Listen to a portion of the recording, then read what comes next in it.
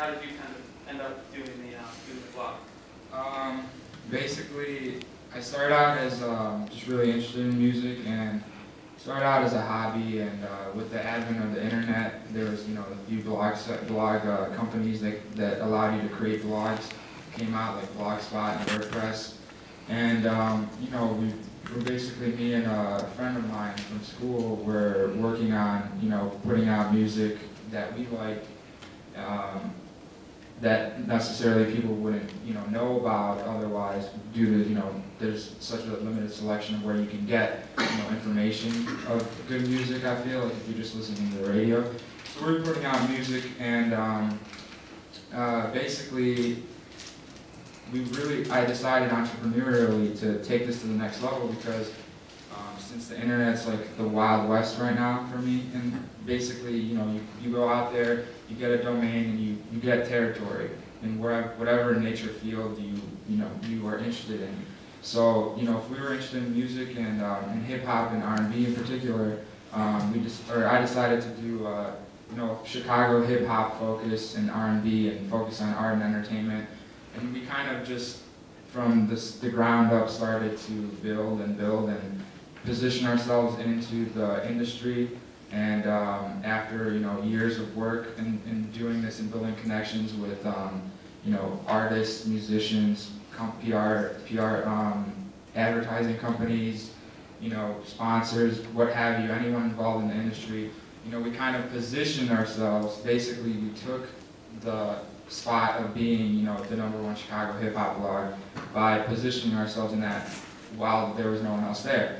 And now, after, and this kind of goes back to like the little argument going on right now, I feel, between like blogging and journalism, which I find really interesting, where since I wasn't trained in journalism and, in writing in particular. I mean, I'm a good writer, but that was not my field. I didn't go into that. Kind of just naturally came about.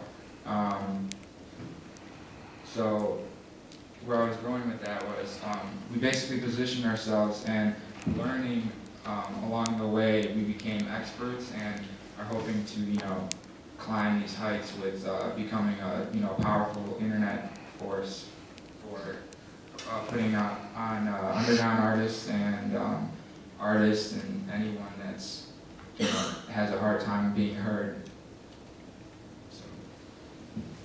Brent, I mean, what Max is talking about, is that a similar path to the one that you guys took when you started thinking about niche work?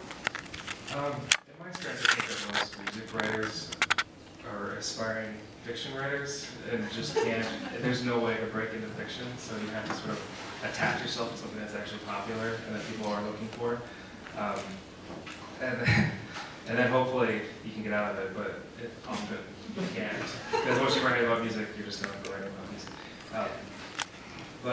Yeah, we started just writing about things because it's something that didn't exist. We were hoping to get back to this sort of old Lester Bangs, and I'm not to glorify the guy because I'm not really a huge fan, but just back in the real markets, all this kind of old school critics that had kind of gone away just because of word count spaces and magazines and things. And when the internet came about, it offered the ability to sort of go off and be more creative and not have sort of restrictions. But once we were able to do that, you kind of learned that those restrictions often can help and make for better pieces.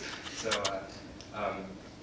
this is probably not something that most people want to hear, but I think what helped me get into the actual, it was a combination of just working for a long time, just kind of honing my writing online, kind of out in the wilderness, as you said.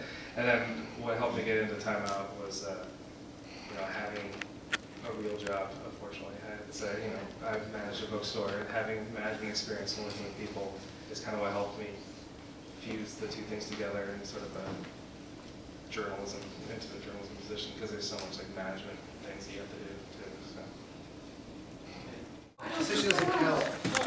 I'm not a journalist. I wrote a memoir about loving music, and so that's my perspective. But I'm supposed to blog because publishers tell you you're supposed to blog, but every time I do, I get in some sort of trouble. So I think I'm a music lover who is a writing geek. So I made it work for me, which is basically what I think everybody's saying, is you take what drives you and invent something new and make it work. Yeah. I mean, I think that's one thing that's interesting about right now, you know, is that, you know, Sam, you mentioned a second ago that you were kind of allowed the opportunity to write about music, right? Which certainly 10 years ago even, that was how you did it. But now, suddenly, you know, we have, you know, and Max is a good example of that, and Pitchfork is an example of that, where you can create the opportunity instead of being allowed that opportunity. So,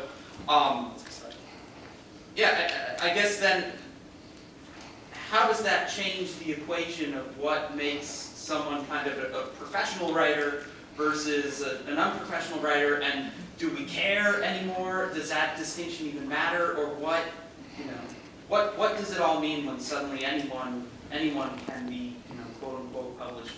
Just not to steal this, but don't you love the audio hot potato we have here with 2 microphones, the largest arts and communications school in America? We have 2 handheld mics, ladies and gentlemen. But good writing is the separation between bad blogging and exceptional music writing. It's just good writing, and I think a great music memoir gets noticed. Pedal pusher, it gets noticed. You know, a great blog gets noticed because someone's saying something that has relevance and is well written. I just think it rises to the top. I think that equation is simple. There are a lot of hack amateurs out writing today, and I think it's really thrilling that everybody has an opportunity to have a platform. But the good stuff gets noticed, or it should, hopefully. I was going to tackle that one with saying that I feel like not only in music are a lot of things being, cross